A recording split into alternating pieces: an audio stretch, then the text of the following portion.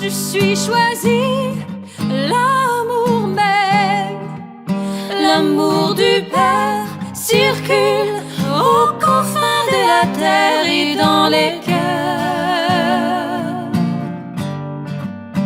et dans mon cœur,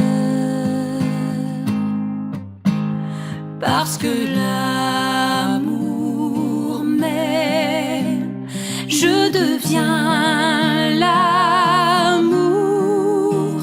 parce que l'amour m'aime, je deviens l'amour.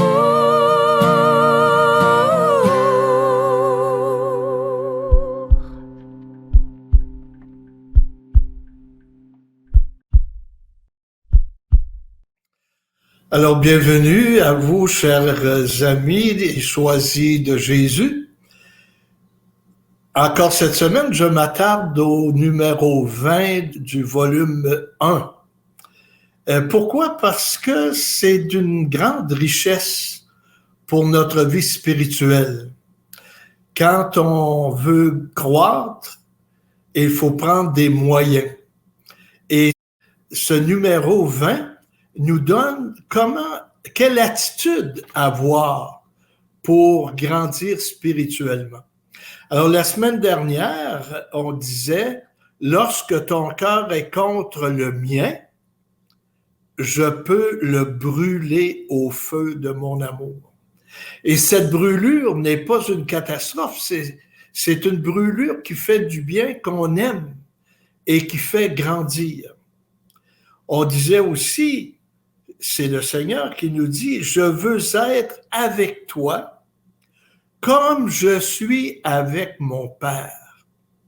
Alors, on connaît l'intimité que Jésus a avec son Père. Et il dit, cette même intimité que j'ai avec mon Père, je veux l'avoir avec toi. Et en conséquence, tu seras en intimité avec mon Père dans l'Esprit Saint. Alors, cet enseignement est très précieux. Et être aimé par le Père, ce n'est pas à coup de force où ça devient difficile. Parce que quand on aime, c'est être sur le chemin du bonheur. Quand les parents aiment leurs enfants, même quand il y a de la maladie chez l'enfant, les parents s'occupent bien de leur enfant parce qu'ils aiment cet enfant. Alors, c'est pour ça que quand on veut entrer dans l'amour de Dieu, ce n'est pas à coup de force, mais c'est dire oui, comme on le voit aujourd'hui, à cet amour. Alors, je continue. Toi, tu n'es que témoin de notre agir. Ce n'est plus toi qui vis, mais c'est nous qui vivons en toi. Et Saint Paul nous disait ça. Ce n'est plus moi qui vis, c'est le Christ qui vit en moi. Et on sait que Saint Paul a rencontré de grandes difficultés dans son ministère. Il a été fouetté, on l'a jeté à la mer et on l'a décapité. Alors Saint Paul, à travers tout cela, avait une sérénité. Pourquoi? Parce qu'il aimait Jésus. Parce qu'il était sur le chemin de l'amour. Alors après des expériences difficiles, il continuait sa marche parce qu'il était rempli d'amour. Donc, si aujourd'hui, tu es dans les difficultés, tu rencontres des épreuves, tu peux les vivre dans la sérénité. Et c'est pour ça qu'à chaque semaine, vous voyez le beau cadre du Christ miséricordieux. Il est à l'honneur dans mon appartement parce que souvent je m'y réfère. Quand je vois le cadre, Jésus, j'ai confiance en toi. Jésus, je t'aime. Jésus, viens me façonner. Jésus, rapproche-moi du Père, etc. Alors, c'est une image qui m'aide à être unis au Seigneur. C'est nous qui guidons tes pensées. C'est nous qui guidons chacune de tes actions. C'est nous qui parlons. Alors, quand on est unis au Christ, comme il est uni au Père, il nous inspire dans nos paroles, dans notre agir. Alors, c'est ce qu'il nous dit aujourd'hui. Et ça m'arrive des fois, des personnes qui me rencontrent et qui disent, vous savez, vous m'avez dit que, moi, je ne m'en rappelle plus du tout. Et cette parole, les gens disent, ça m'a fait du bien. Bien, pourquoi? Je n'ai pas à m'enorgueillir de ça, mais j'ai à louer Dieu. Parce que c'est lui qui m'a inspiré. C'est lui qui, par moi, a voulu passer pour rejoindre telle personne, pour parler au cœur de cette personne. Alors, quand Jésus dit, je guide tes pensées, je guide ton agir, croyons à cela. Mais c'est surtout nous qui aimons à travers toi. C'est toujours l'amour qui transforme.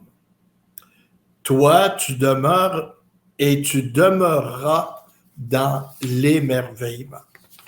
Alors, si on est unis au Christ, lui qui est comme le Père, amour, et nous envahit de cet amour, et à nous de le répandre. Dans la règle de vie des frères du Sacré-Cœur, que je connais bien, il y a le numéro 13. Je l'ai retenu parce qu'on dit le numéro 13, c'est un chiffre malchanceux, c'est pas vrai. Et la règle de vie dit croire en l'amour. Commencez par croire que Dieu aime, qu'on est aimé de Dieu, le croire. Et deuxièmement, en vivre. Si je sais que Dieu m'aime et qu'il m'accompagne, qu'il est toujours là, comment se fait-il que je suis des fois désespéré? Non. Il est là. Il est là. Je dirais un peu comme Marthe et Marie quand Jésus est arrivé et que Lazare était décédé. Et elles ont dit, si tu avais été là, mon frère ne serait pas mort. Mais tu n'étais pas là. Et Jésus dit non, j'étais là. Vous m'aimez, je vous aime. Regardez ce qui va se passer. Et il y avait une grande épreuve. Il y a eu une grande joie. Alors, croire en l'amour. Deuxièmement, en vivre dans l'amour. Et troisièmement, le répandre. Voilà notre mission. Je trouve ça savoureux, une phrase comme celle-là. 3 verbes, mais des verbes qui nous incitent à l'action. Tu seras de plus en plus dans la louange parce que tu vas voir des merveilles. Et plus tu seras dans la louange, plus tu seras témoin de notre agir et notre amour. Alors, quand tu vas voir ce qui se passe parce que tu es uni à nous, eh bien, tu vas jubiler. Tu vas être dans la joie. Tu vas voir des merveilles. Il y a dans la nature beaucoup de belles choses, puis il y a des gens qui ne voient rien. Tu sais, le chant des oiseaux, les arbres, les fleurs, l'eau. Alors, toutes des choses où des personnes qui sont unies au Seigneur s'en servent pour le louer, puis dire, tu as mis tout cela à mon service. Tu as créé tout cela pour que je sois dans le bonheur. Alors, quand on est uni à Dieu, qui a créé toutes choses bonnes, et nous invite à être dans la louange. Ainsi, tu entres immédiatement de ton vivant dans le bonheur éternel. Tu entres dans le bonheur éternel. Ça veut dire que déjà, nous sommes dans cette joie de l'éternité. J'allais dire, ça n'a pas de bon sens. Mais vous rappelez-vous que Jésus nous a dit, « Celui qui mange ma chair et boit mon sang a la vie éternelle. » Et ce n'est pas le futur, c'est l'aujourd'hui. La vie éternelle est déjà commencée parce que tu es dans la jubilation, tu es dans la joie, tu es dans la reconnaissance. Alors, accueillir ces merveilles de Dieu. Voilà. Tu peux vivre ce bonheur éternel, peu importe ce qui se passe à l'extérieur de toi. Tu peux vivre le bonheur éternel, même si à l'extérieur de toi, il y a des choses qui ne sont pas intéressantes. Et aujourd'hui, quand on pense à la guerre en Ukraine, quand on pense à toutes ces personnes qui sont tuées et qui sont affamées, tu sais, avec le blocus du blé, où on dit en Afrique qu'ils en souffrent, on voit ça, puis ça nous fait de la peine, on n'est pas indifférent. Mais quand on marche avec le Seigneur, on dit, bien Seigneur, moi je vais faire ma part, mais toi, tu es là aussi. Et je suis convaincu que si dans le monde entier, on s'unissait tous pour regarder les merveilles de Dieu, pour vivre en union avec le Christ, le monde serait transformé. Pourquoi? Parce que chacune de nous serait transformée. Alors, quand on est transformé, et puis qu'on est plusieurs à être transformés, ça change tout. Regardez dans une famille, il arrive parfois qu'il y a des membres d'une famille qui se convertissent. Alors, ces membres qui se convertissent, eh bien, ont de l'influence sur toute la famille. S'il y en a 2 ou 3 qui se convertissent, bien, c'est déjà un nouveau climat.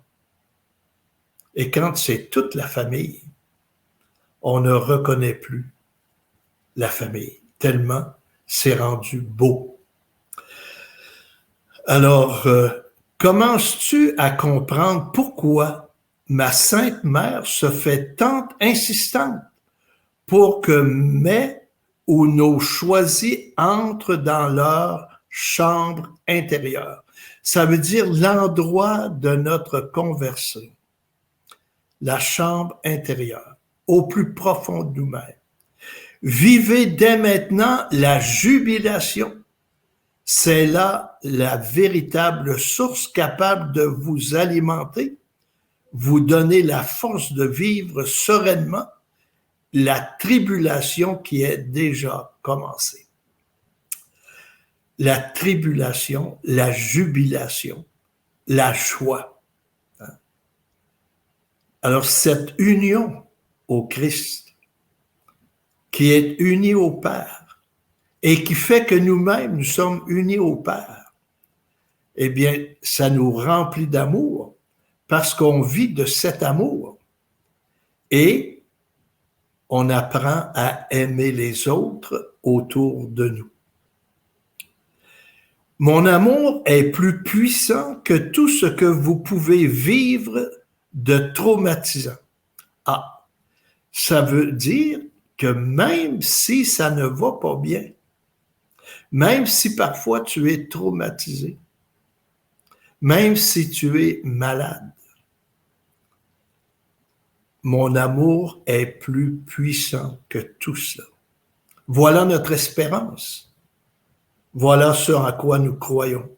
Et il ajoute, dépêchez-vous d'y entrer entièrement, pas à moitié, pas un pied sur le quai et un pied sur la barque. C'est être dans la barque. C'est nous embarquer avec le Christ. Mon cœur est pleinement ouvert pour vous accueillir tous. Je n'attends que des oui de votre part. Alors, chers amis, je trouve ça merveilleux, cet enseignement. Et c'est pour ça qu'il continue en disant, laissez-vous combler, laissez-vous aimer, laissez-vous gratifier, laissez-vous choyer, laissez-vous brûler au feu de mon amour. Mon amour n'a aucune limite. Venez, venez toujours plus près de mon cœur. C'est là où je vous attends pour la grande jubilation. Alors, juste ça, ça nous permet de vivre notre semaine avec beaucoup de bonheur, beaucoup de joie. Alors, je ne sais pas comment vous ressentez cet enseignement et comment le pouvoir le relire, l'écouter à nouveau et puis vous laisser interpeller. Est-ce que je fais dans ma vie spirituelle beaucoup d'efforts, puis des efforts, puis des efforts, puis même j'en suis crispé, ou si j'écoute ce que Jésus nous dit, laisse-toi combler, laisse-toi aimer, laisse-toi gratifier, laisse-toi choyer. Ça veut dire, ouvre ton cœur. Puis moi, je vais y pénétrer, je vais y entrer et je vais faire le ménage. Je vais apporter ce dont tu as besoin pour être heureux et commencer ta vie éternelle. Oui, la fête est commencée, dépêchez-vous. Ne dites que des oui à ce que je vous demande. C'est le chemin le plus direct. Ne perdez pas de temps à chercher ailleurs, comme beaucoup le font. Fini les grandes complications. Nous entrons dans la grande simplicité. C'est là où je suis et mon cœur déborde d'amour. Chers amis, ressentons cet amour de Dieu. Et il est pour toi. Toi qui écoutes en ce moment cet enseignement, ce n'est pas pour rien. Alors c'est le Seigneur qui dit, je veux te rejoindre. Je veux entrer dans ton fort intérieur, dans ta chambre forte, pour y demeurer. Il veut entrer dans ton cœur. Est-ce que tu vas laisser juste une petite ouverture pour qu'il passe la main, ou si tu vas ouvrir la porte pour qu'il puisse entrer totalement et y demeurer. Alors, comme vous voyez, ce numéro 20 a de beaux enseignements et c'est toujours pour nous donner la joie. Le Seigneur veut que nous vivions dans la joie, dans la paix, et cela malgré tout ce qui peut se passer en nous et autour de nous. Personnellement, je suis convaincu de cela. Et combien de fois Jésus est apparu à des personnes pour leur dire « Regarde mon cœur ». Regarde ce cœur qui a tant aimé et qui en retour ne reçoit qu'ingratitude. À Sœur Faustine, le cadre qui est en arrière de moi, Regarde mon cœur d'où jaillit des flammes d'amour, d'où jaillit l'Église, d'où jaillit les sacrements. Regarde-le et entre dans ce cœur, entre dans cette blessure pour que tes blessures à toi soient guéries. Voilà notre espérance. Croire en l'amour. Est-ce que tu y crois? En vivre. Est-ce qu'après avoir ouvert ton cœur, tu veux vivre de cet amour de Dieu?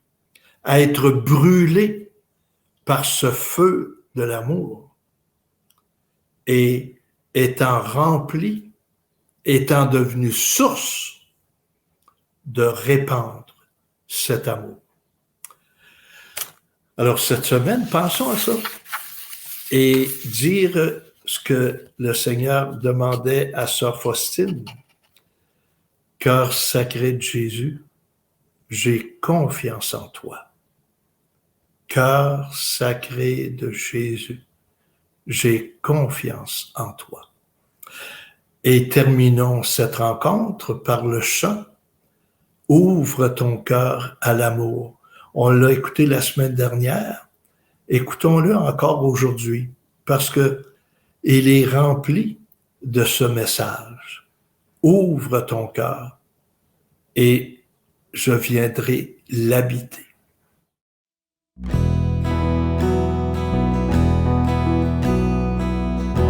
Mon tout petit, c'est dans la très grande joie que je te vois prendre conscience de tes faiblesses, de tes manquements et de ta fragilité.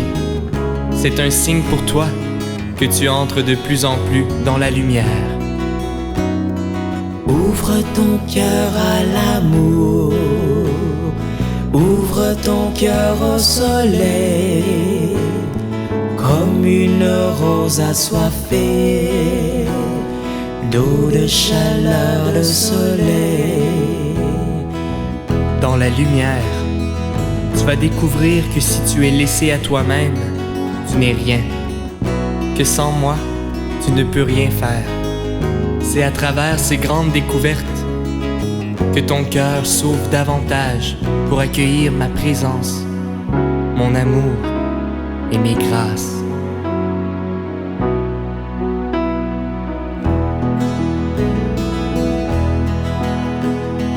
Ouvre ton cœur à l'amour, ouvre ton cœur au soleil, comme une rose assoiffée d'eau, de chaleur, de soleil.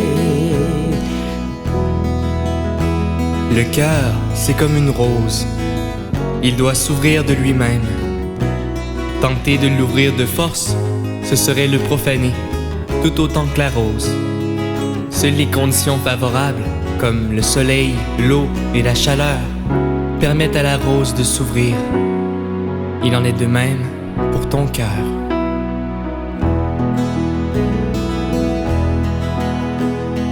Ouvre ton cœur à l'amour, ouvre ton cœur au soleil, comme une rose assoiffée d'eau, de chaleur, de soleil. Toutes les conditions de vie dans lesquelles tu te retrouves existent pour ouvrir ton cœur. Il y a donc tout ce qu'il faut pour que ton cœur soit pleinement ouvert. Là où les conditions ne produisent pas leurs effets, c'est là où elles ne sont pas accueillies, acceptées et vécues.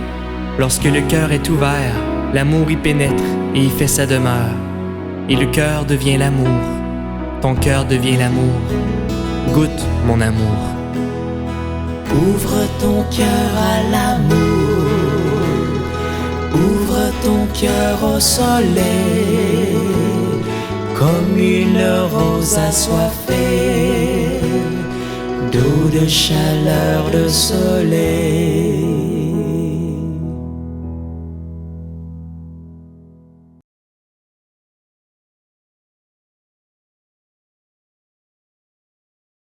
Je voyais passer les messages que vous nous laissez et c'était beaucoup de louanges, d'actions de grâce, des merci. Merci pour l'amour. Alors continuons de nous émerveiller parce que le temps de la jubilation est commencé. N'ayons pas peur. C'est ce que la Sainte Vierge nous dit. N'ayez pas peur. Et marchez avec le Seigneur. Alors, Seigneur Dieu, fais descendre ta bénédiction sur tes enfants. Je sais que tu les aimes et que tu as donné ta vie pour eux, pour moi, pour nous. Alors, Seigneur, que cette bénédiction jaillisse de ton cœur et rejoigne toutes ces personnes là où elles sont et qu'elles passent une bonne semaine. Et je vous bénis au nom du Père et du Fils et du Saint-Esprit. Amen. À mardi prochain. Au revoir. Je suis choisi, l'amour même, l'amour du Père circule aux confins de la terre et dans les